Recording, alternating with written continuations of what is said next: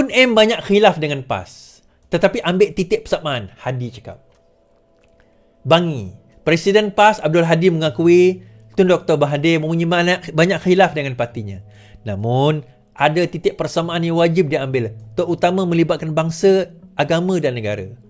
Kenyataan itu hadir susulan PAS menzahirkan sokongan terhadap proklamasi orang Melayu yang digerakkan untuk selepas Ahli Parlimen Langkawi itu meninggalkan pejuang. Menerusi pertemuan dengan bekas Perdana Menteri itu selalu di kediamannya, Hadi menyifatkan Mahathir sebagai negarawan yang mempunyai pengalaman sejak zaman penjajah sehingga negara mencapai kemerdekaan, malah pernah menjadi Perdana Menteri sebanyak 2 kali. Tuan-tuan, ini datang daripada mulut seseorang yang sebelum ini menganggap macam mana saya nak kata? Okey, saya buat keratan ni, tuan-tuan fikir sendirilah. Okey, Dr. M banyak berkhilaf dengan PAS, tetapi titik persamaan wajib diambil, kata Hadi. Baik, dia kata macam tu. Now, Mahathir juga pernah berkata, Hadi juga pernah tempelak Mahathir pada tahun 2018. Sebab Mahathir kata peristiwa Memali itu, semua orang kat Memali itu mati katak. Mahathir kata. Mahathir pada tahun 2018 berkata, mangsa Memali mati katak, bukan mati syahid. Saya kata, Mahathir kata pada tahun 2018, mangsa Memali mati katak, bukan mati syahid. Saya tunjukkan pada tuan-tuan. Okey. Mangsa Memali mati katak, bukan mati syahid. Kemudian Mahathir yang kata amanat Haji Hadi puncanya berlaku tragedi Memali, kata Dr. M. Lepas tu Hadi Awang tempelak Mahathir isu tu Memali. Tiba-tiba, oh ini khilaf sahaja. Ini khilaf sahaja, rupanya khilaf sahaja. Oh,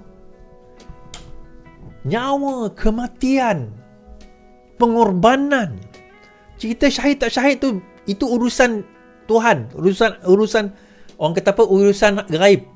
Bukan kita nak menentukan syahid tak syahid seseorang, kita hanya boleh menilai daripada luaran saja. Tetapi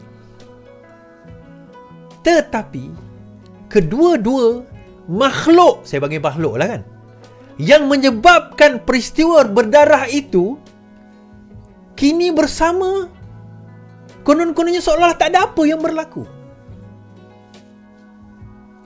Seolah tak ada apa yang berlaku. Tuan-tuan, saya hidup dan sedar pada peristiwa Memali. Walaupun saya di Sarawak, masa tahun 1985 tu kita ada 2 channel je. Kami di Sarawak ni hanya ada 3 channel, TV3 pada tahun 1988. 31 Ogos, saya ingat lagi. Tetapi pada tahun 1985 2 channel. Dan pada masa itu saya ingat lagi suasana tu. Dekat tingkat atas rumah saya, kita orang berkelimpangan dekat ruang tamu, ada satu TV besar, saya punya laptop ni. 15-18 inci macam tu, TV tu. Mak saya, bapak saya, adik-beradik saya tengah baring, tengah tengok live peristiwa serang menyerang dan peristiwa, orang kata apa, ulasan tentang peristiwa Memali. Dan pada masa itu digunakan peristiwa tersebut, Memali ni, kan, cerita Memali ini untuk nak menyatakan bahawa sebenarnya ini salah siapa, tuan-tuan? Ini salah siapa? Ini salah antara lainnya adalah salah Hadi dan juga salah PAS. Salah Hadi dan juga salah PAS. Tuan-tuan boleh tengok sendiri video ini di YouTube berkenaan dengan peristiwa Memali ni.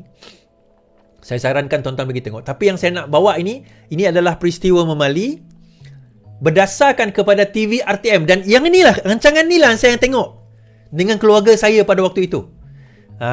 Bawa balik di dalam RTM. Okey, kita dengar. Juru foto polis. Rakaman video serta pengambilan gambar seumpama ini dibuat sebagai satu amalan biasa pihak polis dalam operasi-operasi yang penting dan bertujuan untuk membantu mereka dalam penyiasatan lanjut serta tindakan undang-undang. Rakaman ini bukanlah bertujuan untuk siaran TV, tetapi oleh kerana terdapat khabar-khabar angin serta fitnah-fitnah ekoran dari tragedi ini, kerajaan telah mengambil keputusan untuk menayangkan rakaman-rakaman ini melalui TV. RTM merakamkan terima kasih kepada polis Diraja Malaysia kerana membenarkan penggunaan rakaman-rakaman ini demi untuk memberi penjelasan kepada orang ramai tentang apa yang sebenarnya berlaku di Kampung Memali pada 19 hari November 1985. Baling di negeri Kedah. Perhatian umum yang bernama Kampung Siapa nak Memali. tengok macam mana rupa berita tahun 1985 dulu, inilah dia. Cara percakapan diorang, inilah dia. Yang disifatkan hitam dalam sejarah negara kita. Kejadian Ini perbahasan dalam parlimen. Saya forwardkan lagi supaya saya tak nak.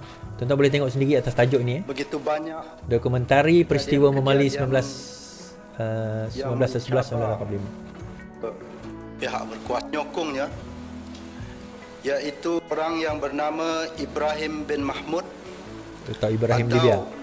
Ibrahim Libya, dan dua orang penyokongnya, iaitu Mat Ramli Cik Mit dan Yusuf Cik Mit, yang dikehendaki oleh polis kerana terlibat dalam beberapa jenayah telah berlindung. Mereka itu lebih kurang 400 orang, makin menunjukkan kawasan tersebut Ini Musa Hitam pihak membacakan polis telah laporan. diancam dan dicabar. Dan kemudiannya dalam radio dan TV. Okey. Dan Kerajaan tuan-tuan boleh tengok sendiri ya. Bercita Okey. kerana pihak-pihak So, ni siapa, yang tuan-tuan? tertentu telah Saya nak tunjuk. menangguh di Ni siapa? air keruh dan mengambil kesempatan politik akibat dari tragedi di Siapa Memali itu? ini. Siapa tahu? Sebagai Ini adalah Menteri Rais Penerangan, Yatim. adalah menjadi tugas saya untuk memberi maklumat-maklumat yang sebenarnya dan dengan sejelas-jelasnya supaya terdedah segala fitnah yang Rais telah Yatim, disebarkan serta membasmi segala kesangsian dan keraguan orang ramai mengenai peristiwa Memali. Soalan pertama, apakah yang menyebabkan berlakunya tragedi di Memali? Sebab zahirnya ialah bahawa waran tangkap telah dikeluarkan oleh pihak mahkamah Magistrate Negeri Kedah untuk menangkap penjenayah yang berlindung di rumah Ibrahim Libya. Ibrahim Libya sendiri adalah dikehendaki oleh polis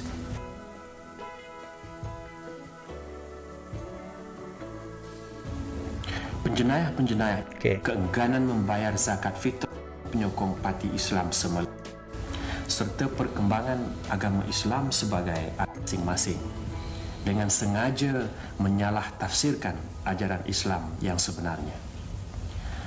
Ianya ada kaitan dengan ahli-ahli dan penyokong-penyokong parti Islam se-Malaysia PAS yang menjalankan kegiatan mengeluar, mengguna serta menyebarkan apa yang didakwa oleh mereka sebagai fatwa yang mengkafirkan orang-orang Islam yang di luar parti itu. Peristiwa yang mengkafirkan orang-orang Islam yang berada di luar parti itu. Yang mengkafirkan orang Islam yang berada di luar parti itu. Apakah peristiwa tersebut, tuan-tuan? Peristiwa itu adalah peristiwa Amanat Haji Hadi. Peristiwa Amanat Haji Hadi lah yang membawa kepada pengkafiran yang dikatakan yang berlaku itu. Kan, yang dikatakan yang berlaku itu. Restriction pula.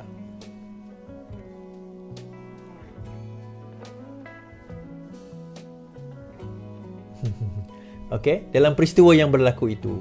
So akhirnya kenapa ini berlaku, tuan-tuan? Macam saya sebut tadi bahawa amanat tersebut membawa kepada ekstremisme. Now, itu satu perkara.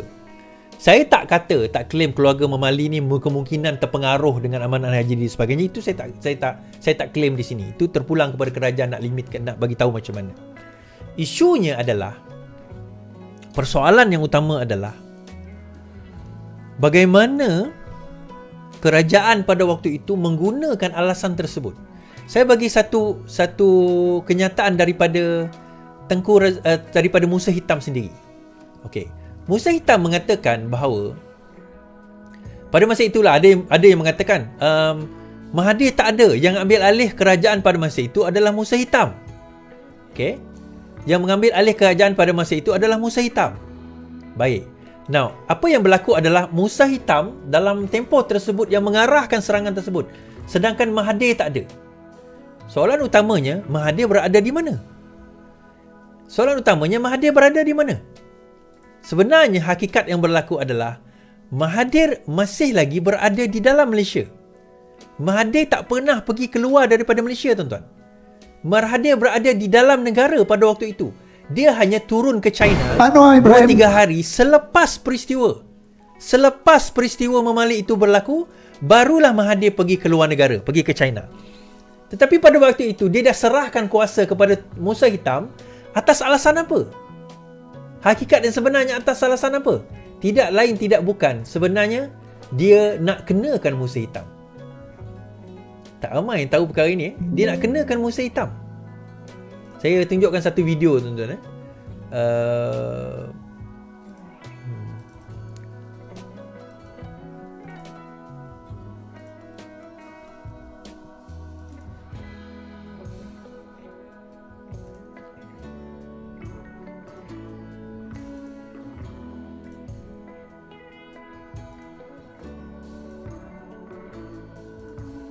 Anwar Ibrahim, I can tell you without hesitation, he qualifies to be Prime Minister.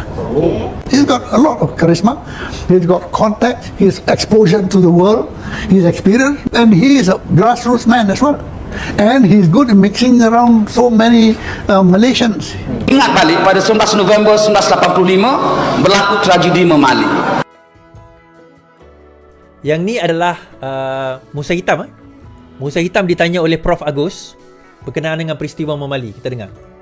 November 1985 berlaku tragedi Memali.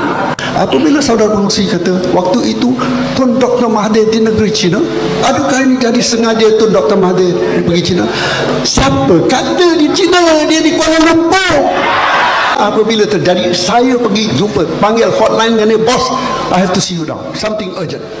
Saya dapat tahulah, rupanya dia dah tahu, tapi dia di Kuala Lumpur. Jadi saya jumpa dia, saya kata ini telah terjadi satu tragedi besar yang terjadi di dalam negara ini. Dan saya tahu 2-3 hari kemudian baru dia nak pergi ke negeri China. Wahai. 2-3 hari kemudian baru dia nak pergi kepada China. Maksudnya, dalam tempoh peristiwa Memali itu dia ada.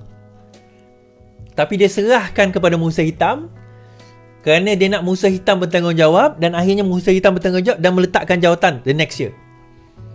Next year, tahun 1985, peristiwa 86 Musa Hitam letak jawatan. 85 tu pun di hujung tahun. 86 dia letak jawatan, Musa Hitam letak jawatan.